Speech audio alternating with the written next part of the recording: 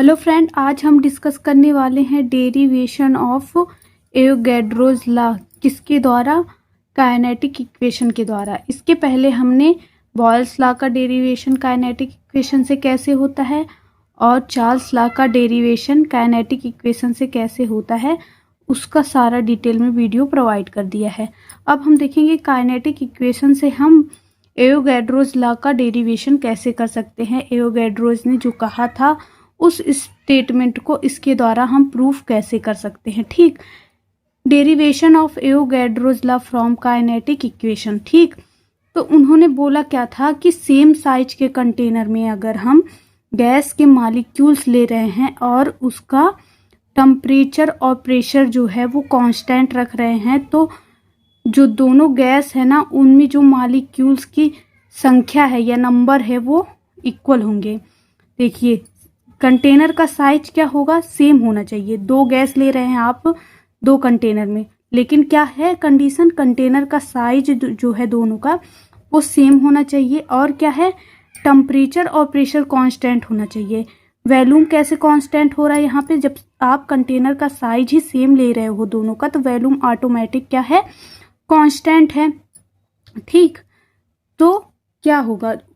दोनों गैस में जो है इक्वल नंबर में मॉलिक्यूल्स प्रेजेंट होंगे। उन्होंने बोला कि दोनों गैस जो अलग अलग कंटेनर में लिए हैं, अगर ये सब कंडीशन में ले रहे हैं तो दोनों गैसों में इक्वल नंबर में मॉलिक्यूल्स प्रेजेंट होंगे। यहाँ पे बात करते हैं 1 2 3 4 5 6 7, और इसमें बात करते हैं 1 2 3 4 5 6 7 7 है।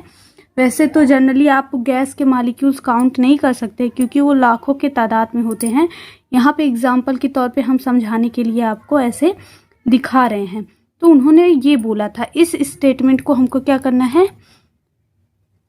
प्रूफ करना है कि उन्होंने सही बोला था। ठीक, तो काइनेटिक इक्वेशन हमने आपको क्या बताया था? काइनेटिक इक्वेशन था PV is equal to 1/3 mNc bar का स्क्वायर। ये आपका काइनेटिक इक्वेशन है, इसको याद रखना है आपको, तभी आप डेरिवेशन कर पाएंगे। तो यहाँ पे हमने क्या लिया? दो गैस लिया है। तो दो गैस जब लिया है तो एक गैस के लिए अलग से इक्वेशन लिखेंगे और दूसरे गैस के लिए अलग से इक्वेशन लिखेंगे। The kinetic equation for two gases having equal value is written as having equal volume क्या है? इक्वल है, इज रिटन एज। दो इक्वेशन आप लेंगे, गैस मॉलिक्यूल यहाँ पे दो कंटेनर में लिए हैं तो दो इक्वेशन उसके लिए होगा। तो जो वैल्यू यहाँ पे कांस्टेंट है ना, तो उसमें हम 1 और 2 करके नहीं लिखेंगे। यहाँ पे हमने बोला कि प्रेशर कांस्टेंट है और वॉल्यूम जो है वो कांस्टेंट है, तो इसको हम वैसे ही लिखेंगे क्योंकि ये कांस्टेंट है, तो ना इसमें चेंज होगा और ना ही दूसरे किसी इक्वेशन में चेंज होगा। तो यहाँ पे PV और PV को हमने वैसे लिखा, इक्वल टू में 1/3 M1N1C बार का स्क्वायर। ये हो गया इक्वेशन फर्स्ट। ये हो गया आपका, अगर यहाँ पे 2 कर दे रहे हैं तो ये हो जाएगा आपका इक्वेशन नंबर सेकेंड। ये गैस 1 के लिए इक्वेशन है और ये गैस 2 के लिए। बात करते हैं यहाँ पे M1 क्या है? Mass of 1 molecule of gas 1। जो गैस 1 है, मान लीजिए ये आपका गैस 1 है और ये गैस 2 है। जो गैस 1 है उसमें एक मॉलिक्यूल का मास क्या है? M1 है। ध्यान में रखना है कि एक मॉलिक्यूल का मास, टोटल की बात नहीं हो रही यहाँ पे। एक मॉलिक्यूल का मास क्या है? M1 है। ठीक, N1 क्या है? N1 है total number of molecule of gas. N1 है कि इस कंटेनर में कितने नंबर के मॉलिक्यूल प्रेजेंट है, कितने नंबर में मॉलिक्यूल प्रेजेंट है। बात करते हैं यहाँ पे 7 है ना, तो वो हो जाएगा N1। जैसे कि जितने मॉलिक्यूल इस कंटेनर में प्रेजेंट है उसको हम बोल देंगे कि N1 है। ठीक, अब बात करते हैं यहाँ पे जो वेलोसिटी है, मॉलिक्यूल कितनी वेलोसिटी से मूव कर रहा है उसको हम रिप्रेजेंट कर रहे हैं C1 बार स्क्वायर से। इसको क्या बोलते हैं? Mean square velocity of gas 1। ये क्या है? Mean square velocity of gas 1 के लिए है। यही सब वैल्यू आपका M2 हो जाएगा गैस 2 के लिए। Mass of 1 molecule of gas, एक मॉलिक्यूल का मास है गैस 2 के लिए। ठीक, और टोटल नंबर ऑफ मॉलिक्यूल्स जो गैस 2 में प्रेजेंट हैं वो हो जाएगा N2। और ये क्या है, वेलोसिटी होगा, किस वेलोसिटी से गैस 2 के मॉलिक्यूल जो हैं वो मूव कर रहे हैं, तो वो हो जाएगा mean square velocity of gas 2। ठीक, ये आपका हो गया। यहाँ पे जो जो हमने लिया है वो सब हमने बता दिया कि क्या क्या है। अब यहाँ पे देखेंगे तो इक्वेशन फर्स्ट और इक्वेशन सेकेंड जो है, इक्वेशन फर्स्ट और इक्वेशन सेकेंड को अगर हम कंपेयर करवा रहे हैं ना, तो ये साइड दोनों में सेम है, ये साइड दोनों में सेम है, तो ये क्या हो जाएंगे, एक दूसरे के इक्वल हो जाएंगे। ठीक, by comparing equation first and second हो जाएगा 1/3 m1 n1 c1 बार का स्क्वायर इक्वल टू में 1/3 m2 n2 c2 बार का स्क्वायर। बात करते हैं, ये 1/3 और 1/3 कैंसिल हो जाएगा और ये हो जाएगा आपका, ये इक्वल हो जाएगा इसके, ये हो जाएगा इक्वेशन नंबर थर्ड। ये क्या हो गया, इक्वेशन नंबर थर्ड हो गया। The kinetic equation of for one molecule of gas, एक मॉलिक्यूल के लिए, यहाँ पे एक मॉलिक्यूल का काइनेटिक एनर्जी क्या होगा।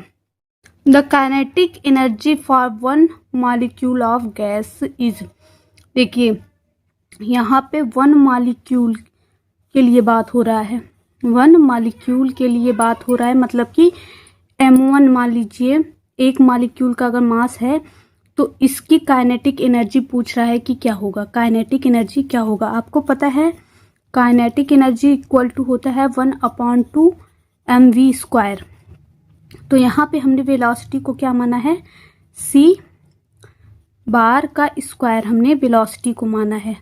और अगर गैस 1 के लिए होगा तो 1 हो जाएगा, गैस 2 के लिए होगा तो 2 लग जाएगा।